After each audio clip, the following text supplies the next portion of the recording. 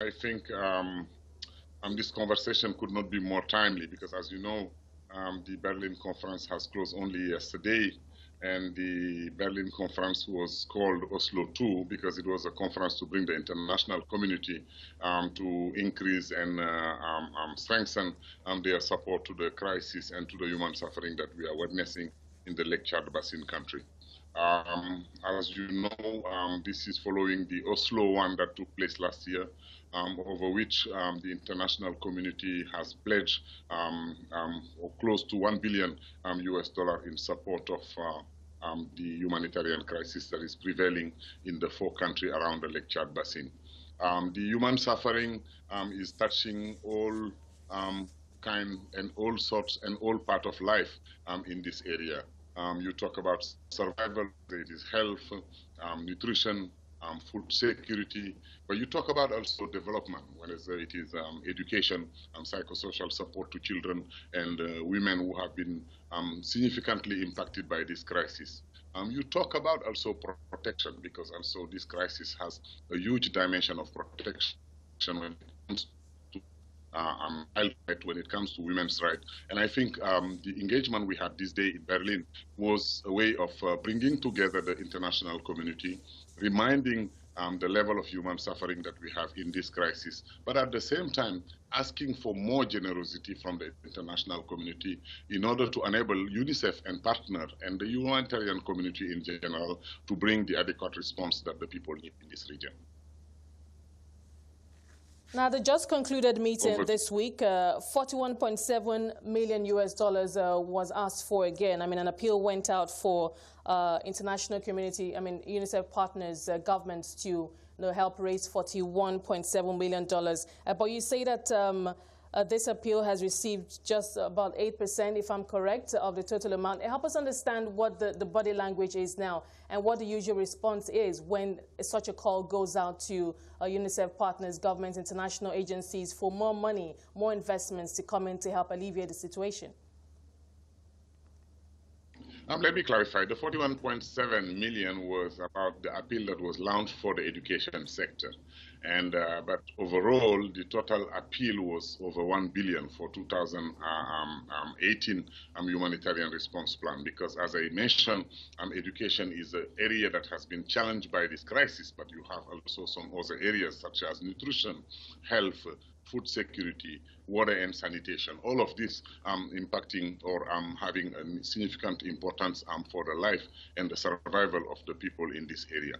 Now, when it comes to education, yes, it's important that we highlighted this through the statement that was issued by UNICEF, indicating that over 3.5 million across the Lake Chad countries, of children across the Lake Chad countries are suffering from difficulties to access to education, from seeing school being attacked by the insurgency, from seeing teacher being killed, from seeing school being destroyed, from seeing over 19,000 teachers being displaced across a state just which is like those states that in Nigeria that are affected by the conflict, which are Borno, Yobe, and Adamawa. Now, this conference was also an opportunity to bring to the attention of the international community that education is also part of what will help people to recover from this conflict.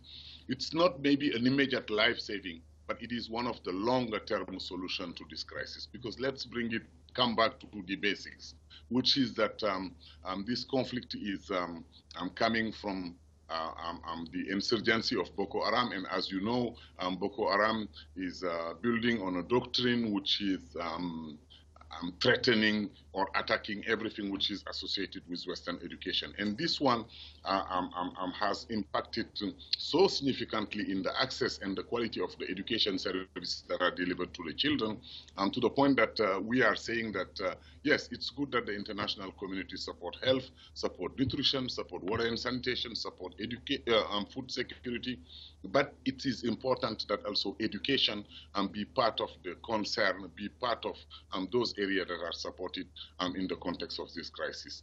Let's remind that education is, first of all, of building peace. It's a way of bringing back social cohesion. It's a way of raising children on a value of tolerance. It is a way of raising children in a value of being able to serve their community and their society. And all of these together are the longer-term solution to the crisis as we see it today.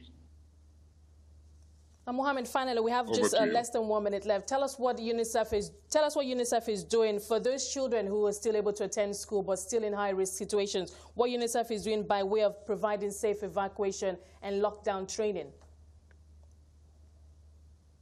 A lot. I can say that it ranges from training teachers to be able to provide psychosocial support to children.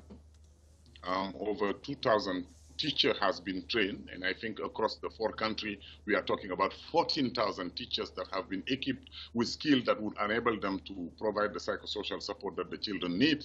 Because as you know, one of the impact, which is not always visible to the eye, is the trauma that the children go through when they are in this conflict zone.